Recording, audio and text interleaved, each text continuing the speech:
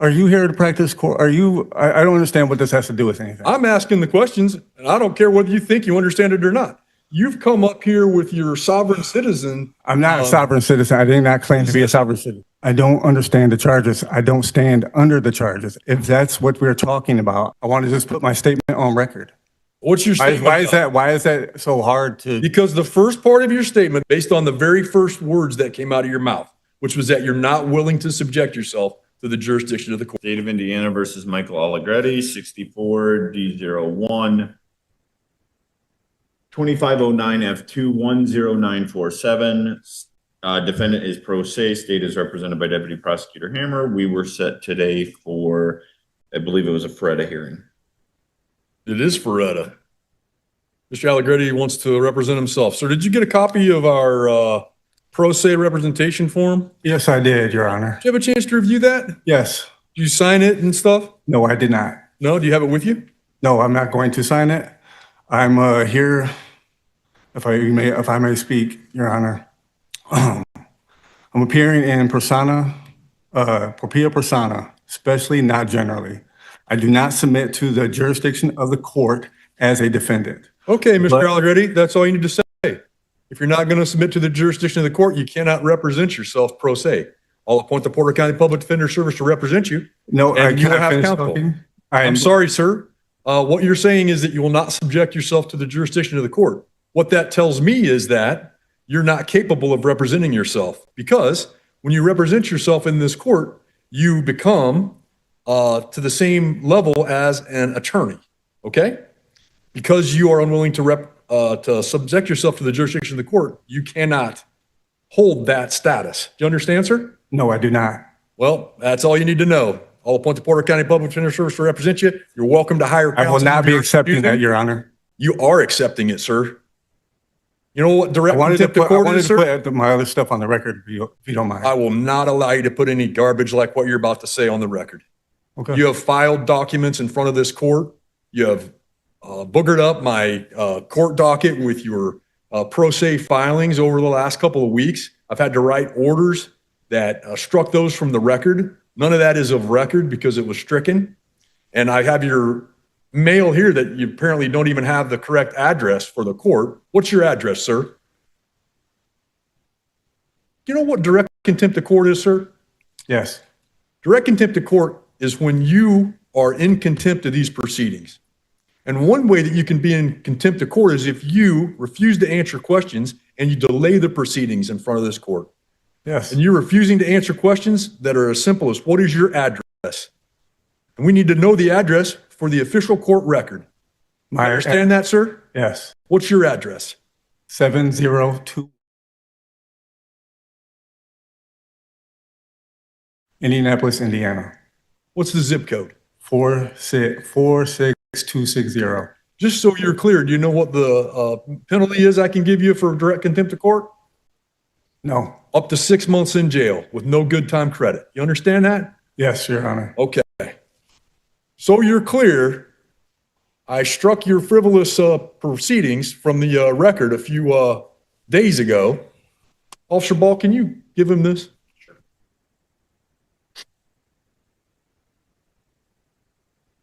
In that, I wanted to make sure that you were explicitly warned that, well, firstly, I'll consider this conduct during the FREDA hearing as evidence of an inability or unwillingness to abide by the rules of procedure, which may result in the denial of your request to represent yourself, which I have already done.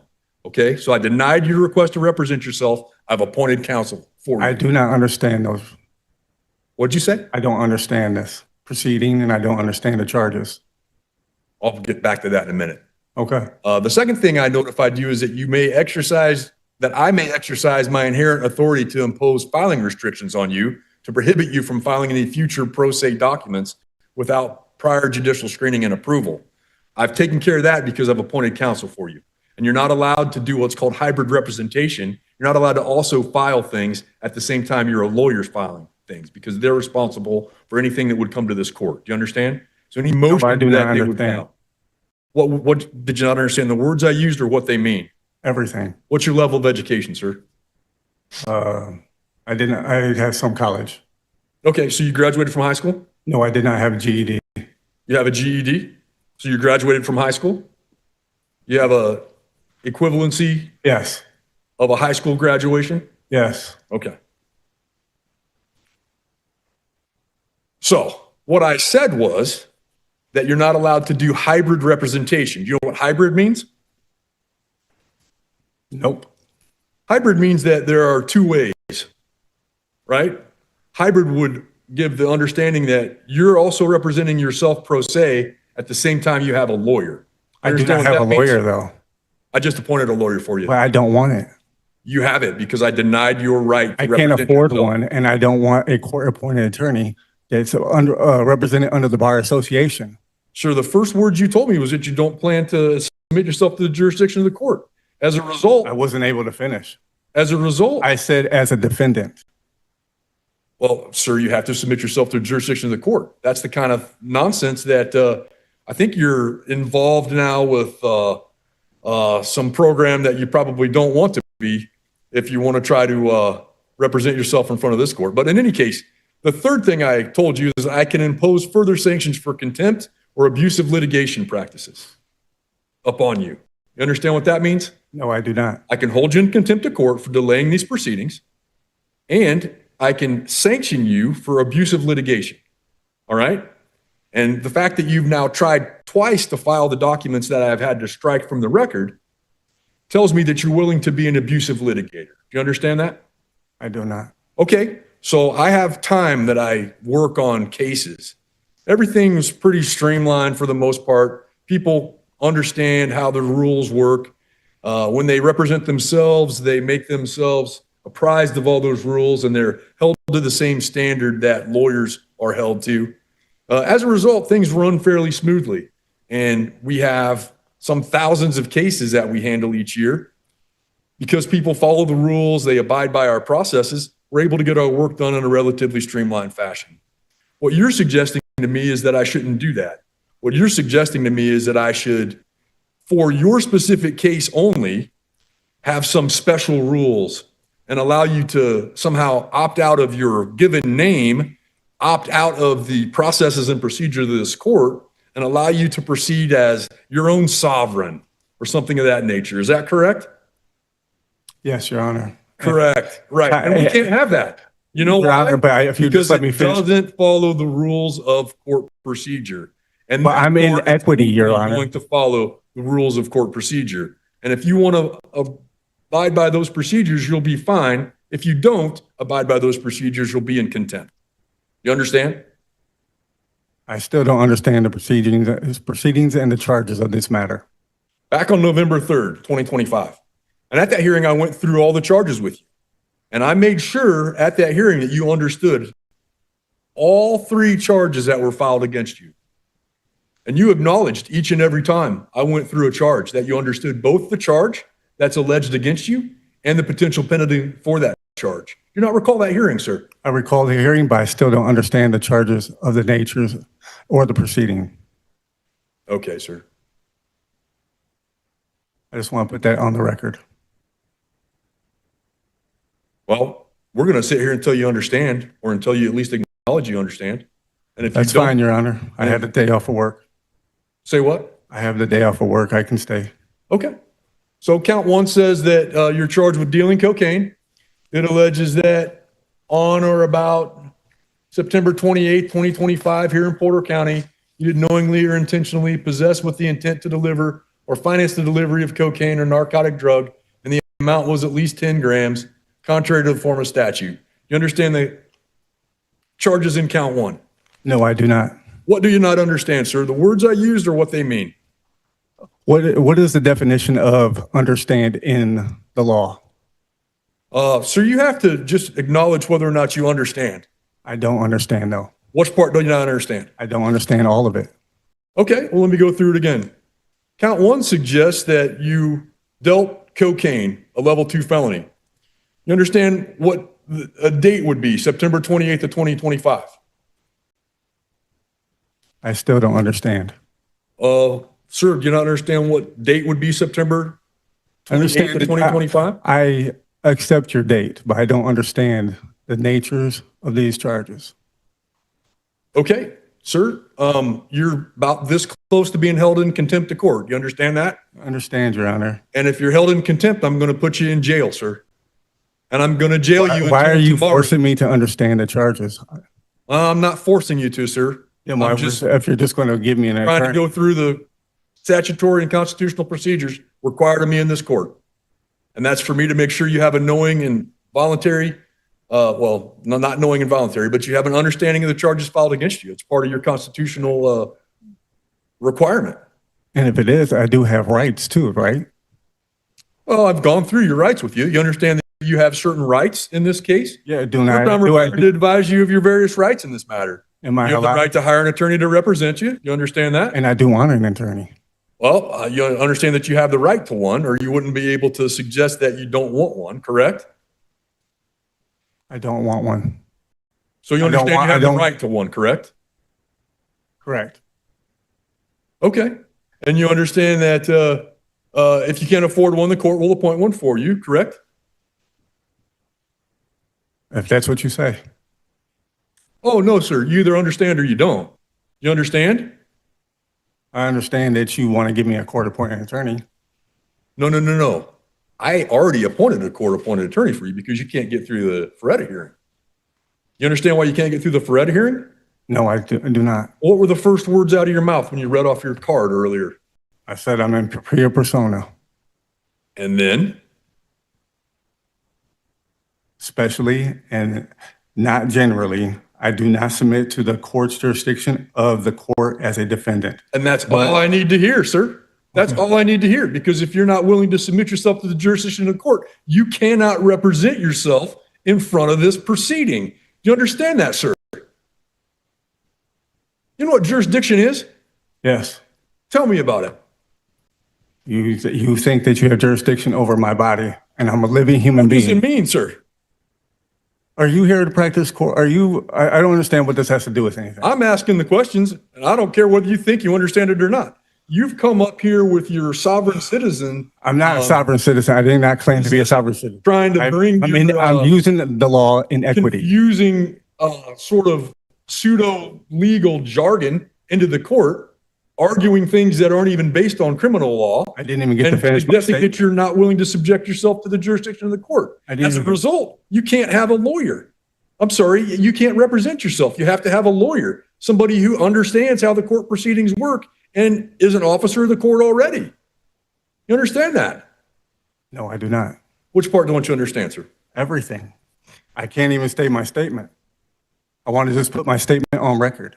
What's your statement? Why is that so hard to? Because the first part of your statement, this is a Feretta hearing. I'm here for a Feretta hearing. I've already denied your Feretta rights based on the very first words that came out of your mouth, which was that you're not willing to subject yourself to the jurisdiction of the court. If you're not willing to subject yourself to the jurisdiction of the court, you're not capable of representing yourself, and you must have counsel. I said as a defendant, Your Honor. Sir, I don't care how you try to qualify it. All right, sir, do you understand the allegations in count one No, I do not. related to the possession of cocaine? No, I do not. Okay. I'm going to give you another chance to explain to me, what do you not understand? I don't understand the charges. I don't stand under the charges. If that's what we're talking about, I do not stand under these charges. I'm willing to hold you in contempt, and we can handle this again tomorrow, okay? So what I will do, Mr. Aliggretti, is find that you've unduly delayed these proceedings. All I want to Find you in direct contempt of court for your continuous delay of the proceedings. I'll sentence you to a day in the Porter County Jail for your Honor, I contempt. have a job. Please take Mr. Aliggretti into custody.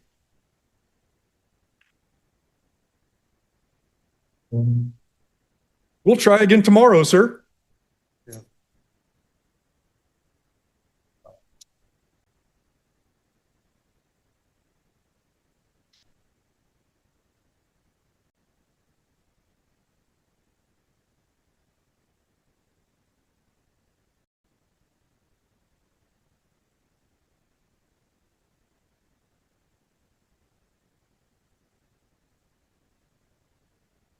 We'll be adjourned in F2-10947, and I'll open a new case on the contempt proceeding as required by rule. All right, sir. Lawyers are trained to recognize objectionable and unfavorable evidence and promptly object to their use. They're capable of presenting, as I mentioned, favorable sentencing information and attacking unfavorable sentencing information.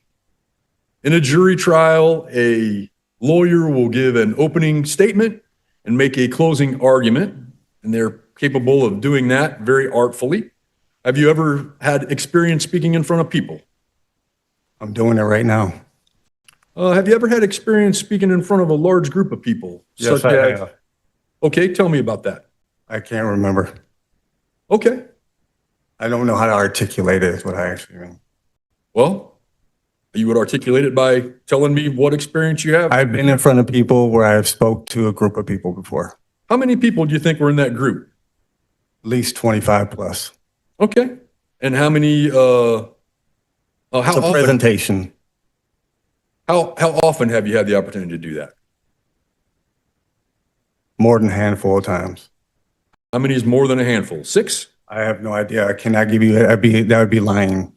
Okay.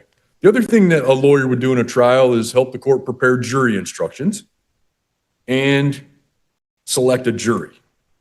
You understand how to select a jury?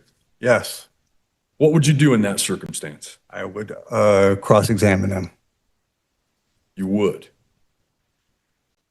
Lawyers have the training, knowledge, and skill at properly preserving the record of a case for appeal. Have you ever been involved in an appeal? No, An attorney can also evaluate the strengths and weaknesses of the case against you and give you expert advice on whether you should attempt to seek a plea agreement, which might result in a dismissal of some of the charges or a recommendation of a favorable sentence in return for your plea of guilty. This is an important part, and I would ask you to take note that you will, if you decide to not have an attorney, you'll not receive any special treatment with your defense.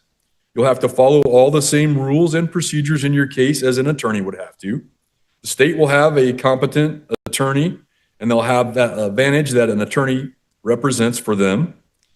If you decide to represent yourself and the result turns out badly, you need to know that you will not be able to complain that you were ineffective as your own attorney in your defense. As I told you, you have a right to decide against having an attorney, but you must be aware that deciding not to have an attorney can turn out to be a very bad decision. Experienced lawyers almost would always decide to be represented by another lawyer in a criminal case. There are some of the things that you should consider before you appear at trial without an attorney, and I want to go through a little bit more now. Tell me more about your skills and knowledge that you have that you believe would be helpful in representing yourself. where do you want me to begin? Ask me a question and I'll answer it. I ask you a question, sir. What skills or knowledge do you have that would be helpful to you in this regard? I'm able to learn quickly and I know I can represent myself. What's your college work? And you mentioned you had some college work. Personal training as a personal trainer. Okay, like in a gym or something like that? When you work in the gym, do you work with people, interact with people? Yes, all the time. I did. Do you still have that job? No. What other work have you done? What other career have you had? I worked at a pharmaceutical company where I led teams. I developed drugs, and I was promoted multiple times as team leader to a supervisor. To what degree did you lead people? We led multi-million-dollar studies that had my name attached to those, to where I had a lot of responsibility and I had to learn fast and move fast. Have you ever studied criminal? Go ahead. Well, I never was in the pharmaceutical company, so I learned fast, and I only had that job for 3 years, and I was able to propel myself that quickly with the little knowledge I had. Have you ever studied criminal law? I'm studying it now. Have you ever studied criminal law previous to now? No. Have you ever had previous experience in the criminal justice system? Yes. What's the experience you've had in the criminal justice system? When I was dealing with previous cases in the early 2000s. Okay, tell me more about that. I submitted to whatever the court told me to do. What do you mean? What type of case were you involved with? Drug cases.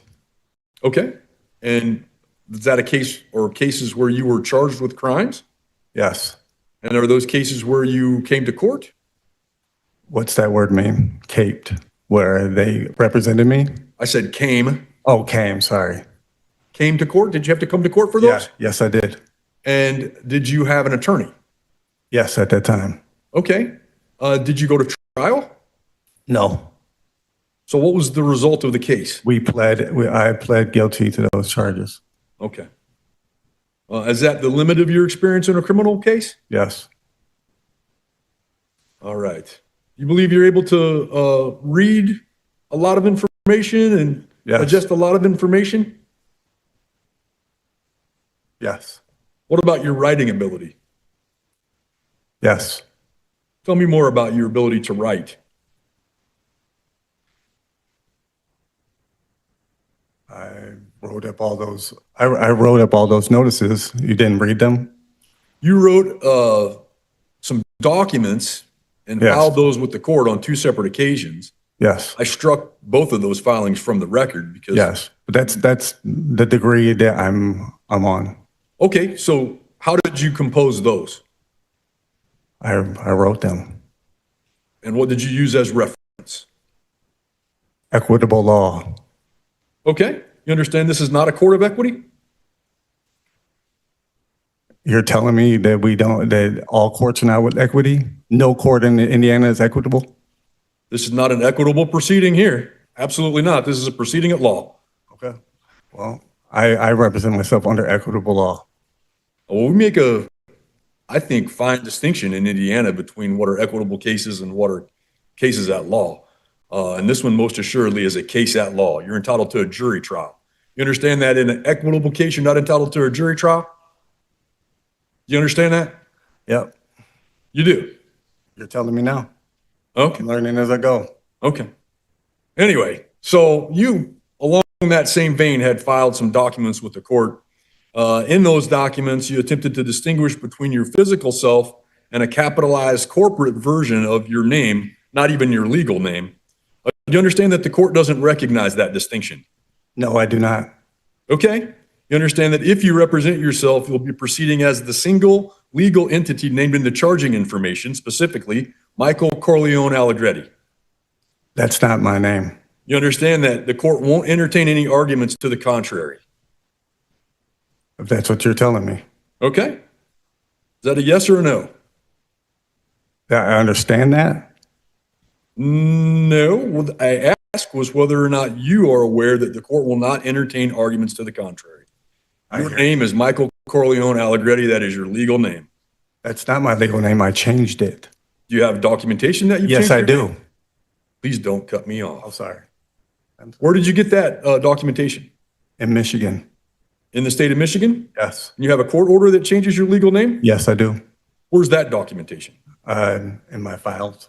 I had it in my possession yesterday. Okay. Well, in this order today, will order you to provide the change of name I will. order from the state of Michigan to the court I have no problem. within, say, 10 days. I can do it today. And then, well, I'm going to give you 10 days. Okay, thank you. And then have you not changed your driver's license? Not yet. I'm still in the process of doing everything. When did you have the hearing that resulted in the name change? I put it on my documents when I gave you the notice of intent. I put it on my documents then. Do you still have the copies? How recently was it? I don't remember the exact date. Did you have to go to court in Michigan for it? Yes. You don't remember when it was? I don't know the exact date, no. Were these charges I gave you all the documents, sir. were these charges already filed at that time? Yes. You also, in those filings, suggested you're making a special appearance or that you do not consent to this court's jurisdiction. You understand that in a criminal proceeding, your personal consent to the court's jurisdiction is not legally required. Say it again. Do you understand that in a criminal proceeding in Indiana, your personal consent to the court's jurisdiction is not legally required? No, I don't understand that. Okay. Do you understand that the state of Indiana has jurisdiction over the charges filed against you, and this case will move forward regardless of whether you agree with that jurisdiction? I don't understand that either. Okay. You seem to be clever enough to understand these things. I asked you earlier whether or not you're suffering from a mental health condition. I predict that at a certain point, if you continue to suggest you don't understand simple terms, that your attorney will suggest to me that I need to have you evaluated for competency. Do you understand that that's a possibility here? Nobody's speaking for me. He's not my legal representation. Oh, he is. Do you believe that you are incompetent and incapable of proceeding on because of a mental incapacity? No. Do you believe you understand the players in the courtroom? What players? Do you believe you know what I do as the judge? I believe you're an actor. The other thing that you put in the record, you attempted to apply concepts like suretyship, subrogation, demands for accounting, and different things like that in these criminal charges. And as recently as a few minutes ago, insisted that you're dealing with an equitable case here. You understand that the Uniform Commercial Code, civil contract law, and commercial equity have absolutely no application in this criminal prosecution? I'm just here to settle the matter and put my stuff on record that you already struck. How come we're going over it if you already struck it? Sir, it's an important part of the Ferretta determination. I can't allow you to represent yourself if you can't answer affirmatively to these questions. And you've already not answered affirmatively to 2 out of the 4 that I have here that I want to make sure that we go through. You understand that? No. Okay. Well, what I said was, and I just want to make sure our record's clear, the UCC, civil contract law, commercial equity have no application in this criminal prosecution. And you understand that the only rules that apply here are the Indiana rules of criminal procedure, the Indiana trial rules as they're brought into those criminal procedure rules, Indiana rules of evidence, and substantive criminal laws of the state, along with various other administrative rules that we have to abide by, including our jury rules. You understand those are the only rules that apply in this case? I understand now. You do understand? I understand what you just said. Okay. And then I want to make sure you're clear. The United States Supreme Court has made it clear that the right of self-representation is not a license to abuse the dignity of the courtroom, nor is it a license to ignore the actual rules of procedure. Do you recognize that? Yes. You understand that if you are allowed to represent yourself, you'll be held, as I mentioned, to the exact same standards as a lawyer, as a licensed attorney. Am I ready to talk? I'm sorry. I'm just waiting on your response. Oh, yeah. Yes. And you understand that I will not permit you to waste the court's time or the jury's time by raising the theories that you've raised thus far, commercial law defenses, or challenging, say, the capitalization of your name, for example. Do you want me to answer? It was a question. You Yes. understand that? Yeah. And you understand that if you attempt to use your self-representation to file frivolous documents, disrupt proceedings, or refuse to follow rulings on issues, I'll find that you forfeited your right to represent yourself and will appoint counsel to take over your defense. Are you going to give me examples of frivolous? Because I won't know until I file them. Well, the 2 attempts you've made to file documents previously were both deemed to be frivolous. So should I just bring them to you directly and then you'll let me know? I haven't made that ruling yet to require screening before filing, but it's on the horizon if you continue to file things that have nothing to do with the criminal case.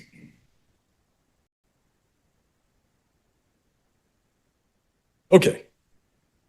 So because you answered no to the first couple questions, you really aren't capable of representing yourself. And I do think that my ruling yesterday was correct. It seems that you're unable or unwilling to abide by the rules of procedure and substantive law, and I don't think that you can make a valid waiver of counsel. The court had spent some time yesterday afternoon reviewing a case, Hotep L v. State of Indiana, and I think that's an adequate Ferretta inquiry. Again, I think I must deny your request to proceed pro se.